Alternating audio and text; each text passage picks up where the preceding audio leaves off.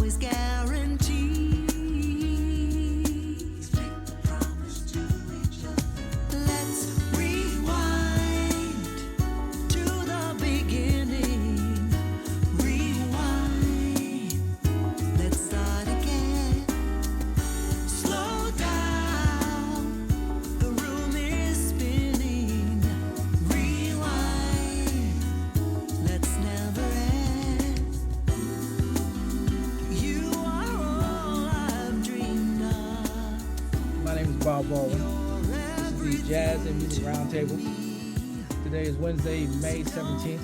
We're about 15 minutes late. I apologize for each and every one of y'all who had to endure the last 15 minutes of me talking without any sound. But we are doing this show from Atlanta, Georgia today.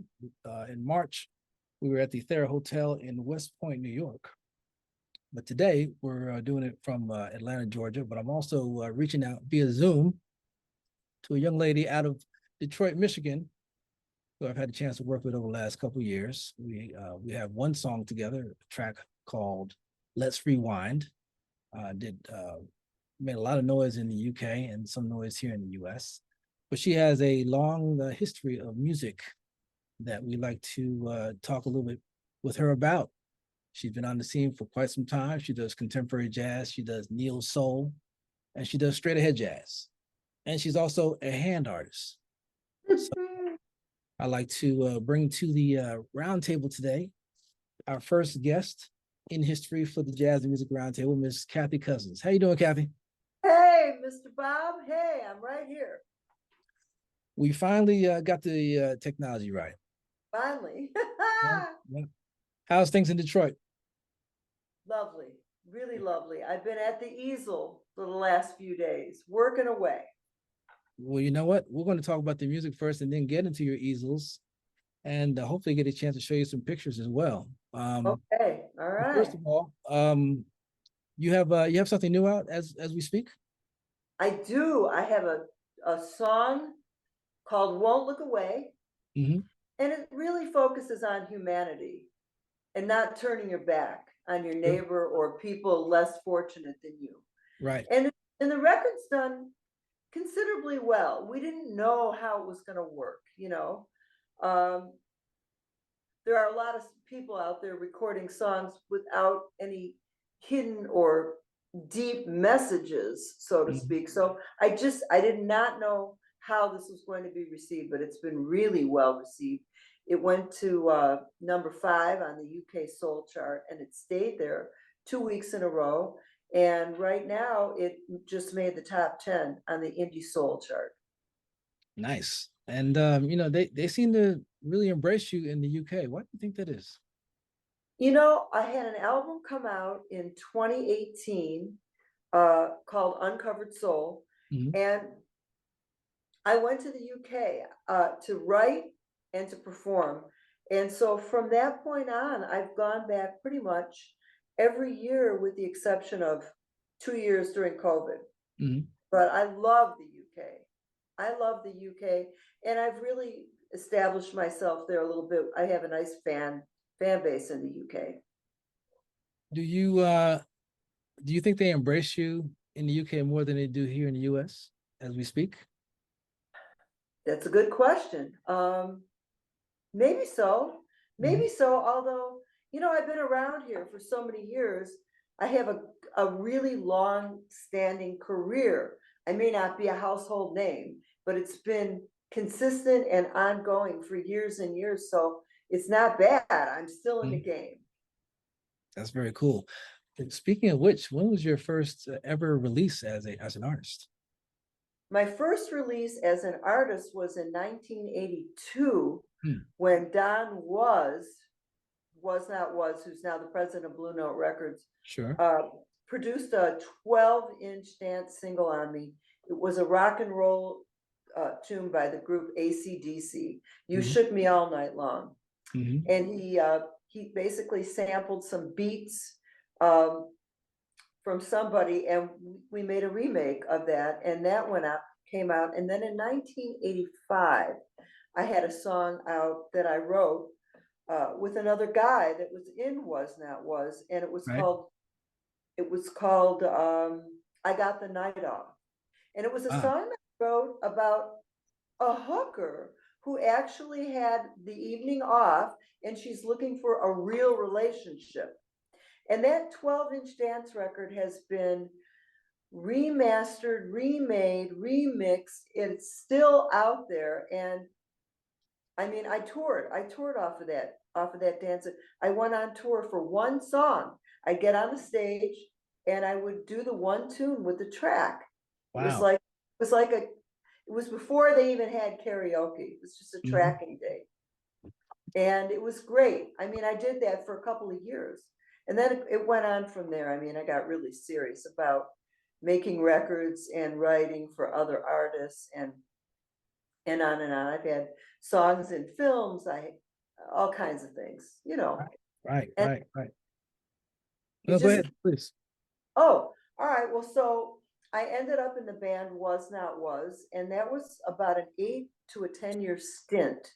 Mhm. And we worked live, but mostly in the studio on studio projects. And Right. there were many offshoots of that band because everybody in the band was doing their own thing. And Hmm. I was always called in as a session vocalist, as a background vocalist. Sure. So while I was doing that, I was writing for myself and for other artists as well. Right, And I was also in a 16-piece jazz orchestra, doing a lot of society, you know, private corporate parties. right, And right. went on from there. Every project I did led to another project and another project and another project, which leads me here today with you. Well, that's fantastic. Unfortunately, we can't get you on screen yet. We were working on that, but I want to keep talking to you. Oh, okay. What I'd like to know is with regards to your, sorry, see, okay, with regards to your career, tell me more about Was Not Was Was Not Was, and Don Was. Don Was and David Was were these two guys that went to high school together, each having a different last name, of course. It was David White and Yeah, Don Faison, and they became Was Not Was. And they were writing these projects. They were writing for, they had a single out. I think it was a 12-inch. And then all of a sudden they were writing for themselves to make an album. And I showed up at the studio. I just was in the right place at the right time. right. And next thing you know, I'm on the record, and I actually, Don had in this first album, the Was Not Was album, asked me to contract out the other vocalists. Mhm. And so before Was Not Was, I was a background vocalist for Michael Henderson, and I was So on his. quick footnote on that. Now, Michael Henderson, became more famous with the Norman Connors. Did you work with him before or after? After Norman Connors, Michael was signed to Arista Records and did his own albums. And once again, I showed up at the studio because I heard that Michael Henderson was recording at United Sound, and I showed up with Right. a Mhm. cassette in hand, a demo, Hmm. and I handed it off to his manager, and I said, "Look, I'd really love to be on this album." And the manager called me like 2 days later. He says, "Michael wants you to come down." So I came down, and that was my first real foray and entree into the world of background vocal artistry. That's how I became a background vocalist. Hmm. So for Michael, I ended up with Was Not Was. I did the same thing. I showed up, and Don said, "Wow, your timing is great. We need background vocals for this project." You've been doing a lot of work in the UK. I Uh, have. I have. Tell me what that's been like, working over in Europe and in the UK, and why they're embracing your music so much. Well, I started working in Europe in 26, 7, and 8 with the late great blues and jazz artist Kevin Mahogany. Hmm. And so it sort of sprang from there. In 2018, I had an album out called Uncovered Soul, which was my last full-length album. From that point on, it's been all singles. But Mhm. that album took me to the UK because a radio promotion man at the time by the name of Steve Ripley, who's still around and still promoting us, he took me under his wing, and he got me involved with some writers over there, and he got me involved in a couple of gigs over there. And I'll never forget the first time I ever showed up. I jumped in his car, a little tiny car. And you know how they drive in the UK on the right side, and they're turning left from the right side. I mean, the man drove like 90 miles an hour. And we went to the BBC. I was on television. I was on the BBC. I was on Jazz FM. I was on about 5 or 6 radio platforms. And it was phenomenal. I mean, and then I performed. And then I said, when I came home, I said, you know what? I'm going to make this a yearly thing, which I started doing. And then COVID hit. So 20 and 21, I did not go over to the UK. 22, I did this past October, and I'm going back in the middle of June for a 3-day run. Nice. Do you think why is it the UK has this thing for soul music from the 70s, 80s, and 90s? Can you put your finger on that? You know what? It has to do, I think, with Northern Soul, and I really cannot answer that question succinctly, but when I was younger, I was listening to soul artists like, oh God, Dusty Springfield Hmm. and Lulu, Mhm. Tula Clark, and those singers.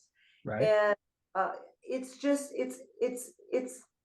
just very prevalent over there.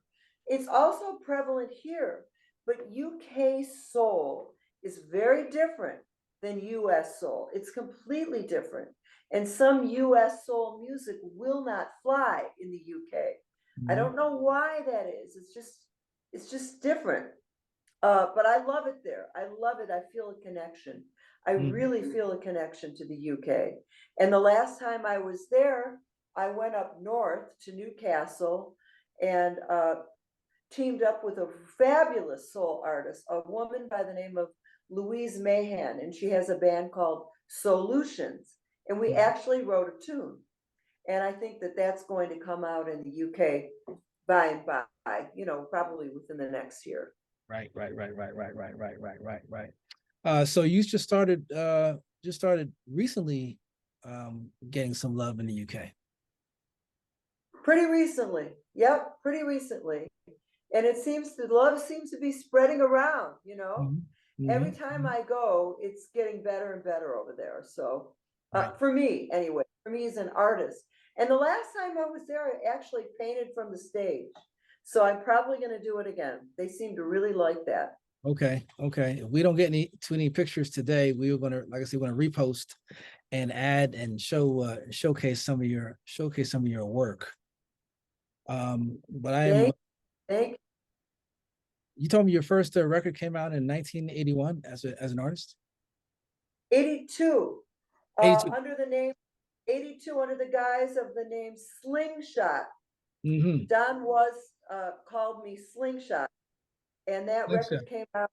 Yeah, You Shook Me All Night Long by AC/DC. It was a remake, and you can still find it. You can go to Google, you can go to YouTube, you can hear that record. Nice. And then in 85, I had my own 12-inch come out called I've Got the Night Off, and that did really, really well. And if you go to Google or if you go to YouTube, you will hear that record. You will hear it in many, many incarnations. So now you said you work with Don Was. So Don is from Detroit, and you're from Detroit, obviously. Don and I went to different high schools together. Yeah, he's a little older than I am, but Right on. Okay. we had the same friends. We hung out with the same people. And then he went off and he was an upright bass player in a jazz trio. See, now that I didn't know. That's pretty fascinating. Yeah, Yeah, he worked with a lady piano player named Lenore Paxton. Okay. And I don't know if there was a drummer in that band or not, but I think there was. And he worked with Lenore Paxton for years. Mhm. And then next thing you know, he formed this band called Was Not Was. And I showed up. I was in the right place at the right time, and he needed background singing for this Right. record. And that was really the start of my big time session singing out of the city, Detroit. I wound up on everybody's records. Wow. Gene Dunlap, um, uh, Millie Scott, everybody. In fact, all those artists were huge in the UK. And I could Really? be found, yes, and I can be found singing background vocals on a lot of different records that were the springboard. Mhm. Was Not Was the springboard for all these ancillary projects. Yay, there's a painting I did. Uh-huh. And some of this work is hanging in a huge office complex in downtown Detroit. Okay. And some of it is sold. And anyway, I was getting back to the music, but now you're focused on the art. That That's right. painting sold, and it's called Oscar and Bill. And it was a tribute to Oscar Peterson Oh, and Bill Evans. And that's wow, you're flying through these. That one sold to a guy down the street. I do a lot of black and white. I just sold 4 of them over the weekend. That piece right there is called At the Border. mhm. And it really reminded me of the old West. Hmm. After I don't think about anything when I'm painting. I'm in another world. I just zone out. And then when I'm all finished, I'll step back and look at it, and it will dictate to me the title and what's it about, what it is. I'm gonna show a couple pictures of your dad. Oh, Describe this one right here. great. You can see my father's wearing a medallion He's and a not navy playing. suit. He He looks kind of designed the suits. That's your dad on the left, right? Yeah, with the medallion. The Okay. guy, the portly guy, the guy on the right was one of my father's very dear friends and customers, Al Phil. And my father brought the Nehru suit to the US. I think the Beatles were wearing them in the UK and when they were on tour, but my father brought them into the store and they flew out of there. Wow. I wish I knew where that medallion was. That looks like a pretty amazing medallion. How about this shot right here? Who's that young man? That's Lee Iacocca. Yep, that's right. General Right. Motors. Yeah. Yeah, Mhm. and you can see how sharp my dad is. You know, he always had a pocket hanky. And you know, they all came into the store. Did So your dad dress Mr. Iacocca? yeah, he dressed up. Mr. Iacocca's wearing one of my dad. He's wearing something out of the store. Okay, look at that. These people went in to buy one suit and they'd walk out with 10. Hey, that's like trying to sell one CD and you walk out with 10 sales from the same person, right? Absolutely. Mm-hmm. Now I got this next shot here, a very familiar politician, the late. Yeah, Mr. Kennedy. I think it's Ted Kennedy. Mm-hmm, mm-hmm, mm-hmm, mm-hmm. And You know, around what year was that? Do you remember? it had to be 80, 81, 79, 80, Okay. somewhere in there. Now, did he dress Mr. Kennedy, or they were just good friends? He must have. But that does not look, but Mr. Kennedy, I don't think was wearing a cousin's suit, and I'll tell you why. My dad would have put a different tie on him, and Mr. Kennedy's sleeves are too short. I can look at it and tell you. Is it a single breast or a double breasted? I can't. I think it's single. Is my dad in a double breasted suit? I cannot see. Okay, here's the last shot I have. Oh, wow. Okay, so those guys are 2 of my dad's employees. And that looked like it might have been 1979. You know, you could usually tell by the tie if it was a wide tie, if it was a skinny, if it was single-breasted suit or a double-breasted suit. But those guys are all dressed out of the store and they work for my dad. You know, they stayed out all night, they partied all night. My dad might have gotten 3 hours of sleep a night. He was up at the crack of dawn. He worked 12 hours a day. I rarely saw him except on Sunday, unless I was working for him. And you doing a lot of work between your dad and doing music and Michael Henderson. We were talking about Michael Henderson earlier. So Michael was working with Norman Connors, of course, and you worked with him for a minute. Yeah, I worked with Michael after Norman Connor. Right after Norman Connor, Michael signed a deal, I believe, with Arista Records, and he was at United Sound Studio, and I walked in. This is pre-Was Not Was.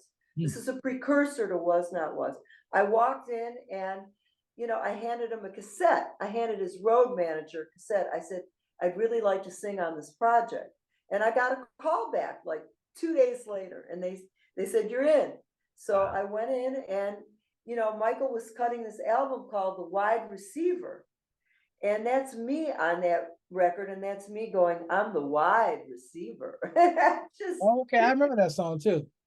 yeah, oh yeah, yeah. And when we toured live, I sang all the Phyllis Hyman parts Wow. to those records that they were cutting with no, because don't forget, Gene Carn was a part of that project. Phyllis was on that record. Yeah. And getting back to what you had asked me earlier, my own solo record, my CD, my first full-length record came out in 1995. But it was called All in a Dream's Work. And it's all original, and it was my homage to Miles Davis. That was a jazz record or a soul record? Straight ahead jazz, and very film noir, very dark, very you could hear muted trumpets on that record. It was my first record. It was all original except for one Miles tune on that record called Four. How many CDs do you have total released? Six. Uh-huh. 6 full-length albums, and I think I'm going on 11 or 12 singles at this point. Okay. Uncovered Soul is your latest CD from 2 years ago? 2018. Wow. And I've done reimaginations of, I think, 4 songs on that album. And right now I've got a string arrangement happening in Sweden for a song from that album called The Downtown Lights. Nice. And it's going to come out as a single with full orchestra. And, when are you going back to the UK again? I'm going back to the UK July the 20th. Okay. And I've got performance dates on the 22nd. I'm going to be at the Bear Club in Luton with a really phenomenal jazz trio. And these guys can play jazz, soul, smooth. They play everything. And then on the 23rd, I'm going to be at this place in Piccadilly called Crazy Cocks. And that's just myself and a pianist. Okay. I call it the art of the duo. And then on the 24th, during the afternoon, I will take the main stage for the Solstice Festival. And that's an all day, all night. There's 20,000 people at that festival. So I'm really looking forward to that.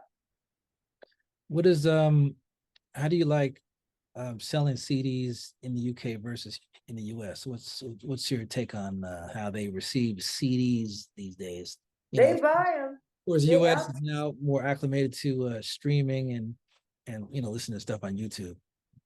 Both. I sell both here and in the UK. But yeah, in Europe and the UK, they snap them up. You go there with 20, 30, 40, 50. You leave with none, pretty much. That's a good thing. It is a good thing. And then, go ahead. And you come back from the UK, and we hit the stage in Detroit, opening up for Spyro Gyra at we do, and I'm so excited about Franklin Amphitheater in Detroit, June 28th. June 28th. Have you been to that theater? Long time ago when it was called Shane Park. I used to play there when I was working with Will Downing. I did it one time with Marion Meadows. And I mean, it's a beautiful park, and the backdrop with the water is really fantastic.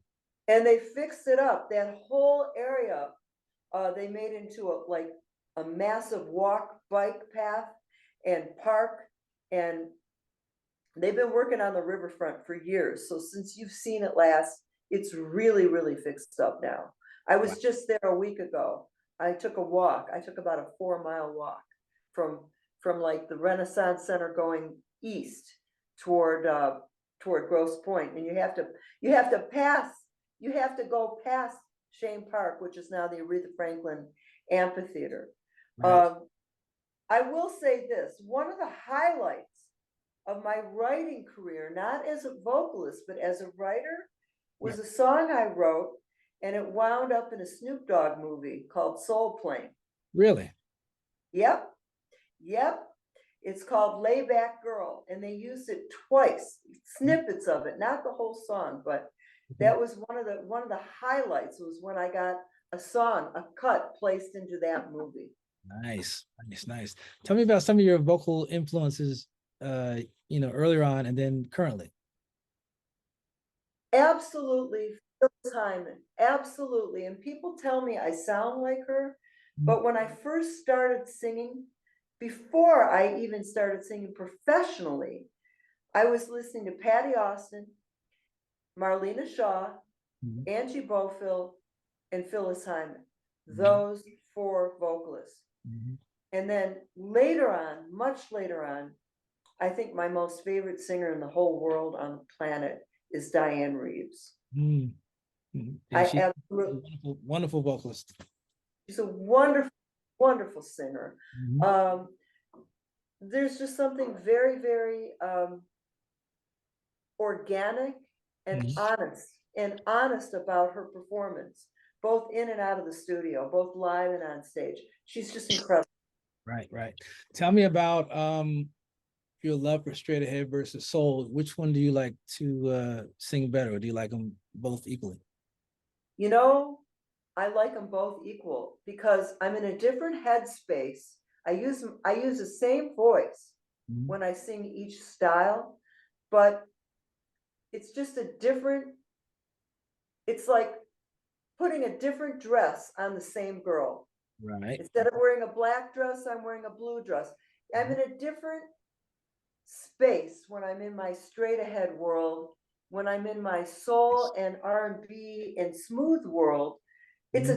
It's just a different dress. It's a different mindset, but it's the same voice. Mhm. Of the 6 CDs you have out, which are straight ahead and which are uh contemporary or neo or soul, as you say? The first three CDs are completely straight ahead. What are the names of those? All in a Dream's Work, Mhm. and then it was Mood Swings on Cheryl Spiro Records, and then Vintage was on a subsidiary of Warner Brothers Records it was on a label called Lightyear. Okay. And then Mhm. a record came out called To the Ladies of Cool, and it was a project that I came up with this idea to do an homage, not a tribute album, but an homage to four prominent singers that really were the prototypes of the West Coast cool movement. And those four singers were Anita O'Day, Julie London, June Christie, and Chris Connor. And that is one of the most beautiful albums I've ever recorded. I did that in Los Angeles. And then another album came out called The Space Between. And I think the space between, uh, I started dabbling in R&B. It was pretty straight ahead, but I started weaving in a little blues, a little soul. And then that set the stage for my sixth album, which was Uncovered Soul, where I really went full circle back to my R&B roots. Right on. Your next full CD, you think it'll be straight or smooth or soul or what? I think my next CD might be a compilation album of a lot of these various singles that I've cut that never found their way to a CD. Right. I don't know that I'll be doing any more brand new CDs from the ground up, but I sure have enough to do a compilation. And maybe some of the reimaginations from the original, from the last CD, Sure. or maybe some reimaginations from some of the jazz material that I cut very early and Mhm. maybe just cut it with a new groove. Mhm. I think we're just focused on singles right now. I'm having so much fun because radio can only play So one, many two, records off an album anyway, right? yeah, you can only play one song at a time. So, Mhm. um, All of and your I, records are on Maristar Records, or yeah, yeah, Mhm. except Let's Rewind was on Cityscape of course, of course, of on course. your label. Yeah, we did that last year. That was a lot of fun. That And was we so much fun. Even the remix was fun in its own way. It took off in the UK. shout out to Nigel Lewis in the UK. Yeah, it found its way to the UK. It did. And actually I went and I re-recorded the vocal to match the chords because it's a little different than Yeah, ours, yes, than it yours is. and mine. So Tell me, uh, your website address is kathykosins.com. my website is kathykosins.com, KathyKosins.com. My art website is kathycousinsart.com. Okay. My Instagram is at Kathy Kosins. And I have a couple of Facebook pages, so you can find me. Right. Ladies and gentlemen, we're talking to Kathy Kosins out of Detroit, singer, songwriter, artist, daughter of a fantastic clothier. Rest in peace. Rest in peace, Dad. I know your mom, unfortunately, we lost your mom not too long ago. My condolences to you. I'm an orphan. Yeah. Up for adoption. I'm Oh, up for adoption. yeah. Tell me about your last, few months or years with your mom. Tell us about that. My mom retired to Florida in around 2015, 16. I've lost track. And she had a 3-day rule. We were allowed to come visit, but we couldn't stay for longer than 3 days. It was Miss Independent. So the last couple of years, I really didn't see my mom more than 3 days at a shot, but I went 3 or 4 times a year. And then she moved So up here. don't be coming to her house with like 3 suitcases. She'd be like, nah. No, no. So, it was a 3-day rule. And from that point on, we talked on the phone every day.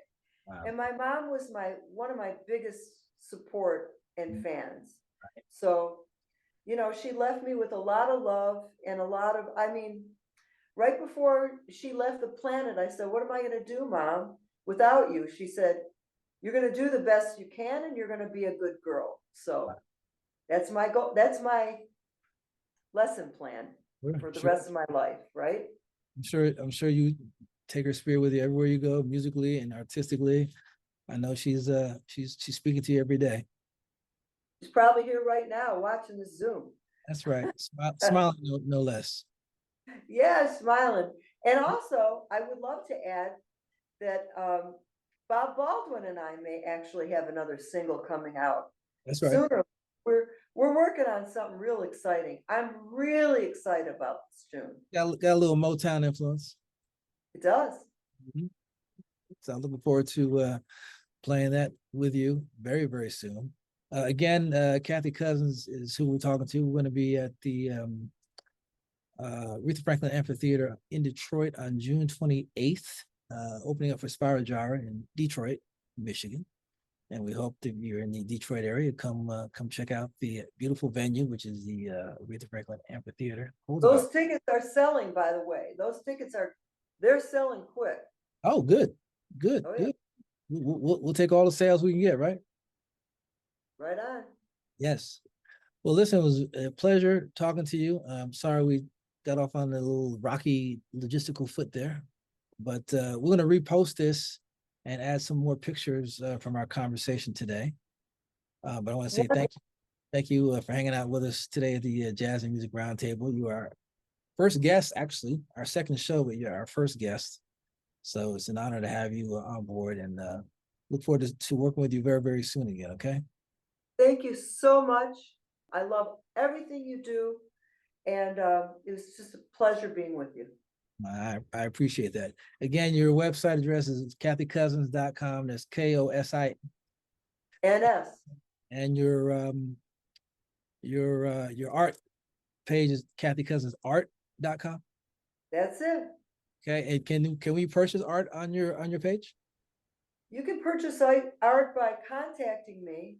Okay. And on my website, and I believe on both websites, there's a contact.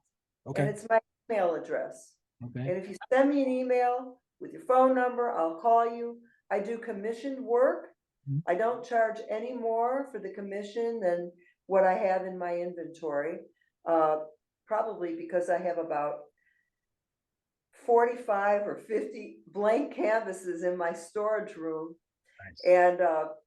And all the paints you can shake a stick at or throw paint at, throw paint on the canvas. I have a lot of paint, a lot of canvas, and it's just, I love doing commissions. I did 4 over the weekend. I'm very, very fast. How many drawings have you done approximately since you started doing the artist handwriting, the hand drawing? It's not hand drawing, it's painting, it's all abstract, it's all modern art. Mhm. Probably since I started in 90, over 400. Nice. I Well- try and paint every week. Mhm. I took a little hiatus over the last 6 months, but I try and do at least one every week. Sure. So, and sometimes they're large, sometimes they're tiny. Usually on stage, it's a 12-inch square.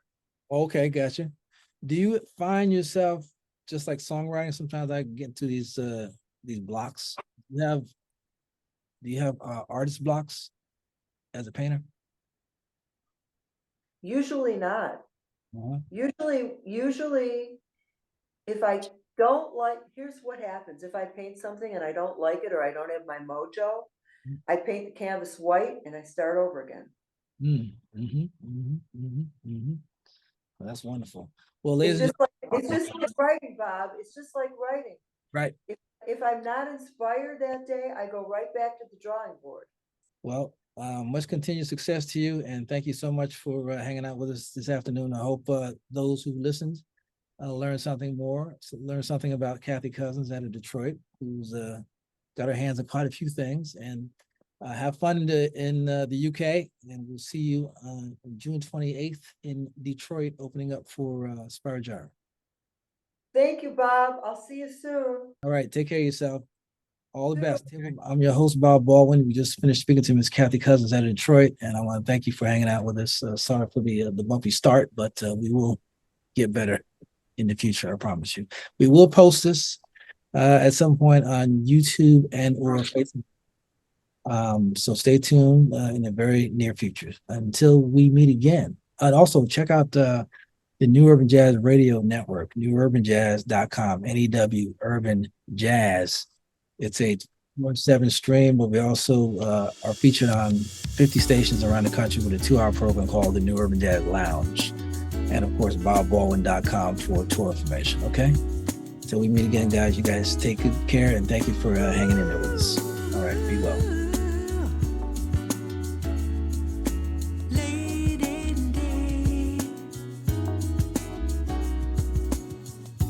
Drop the worry, everything's gonna be okay.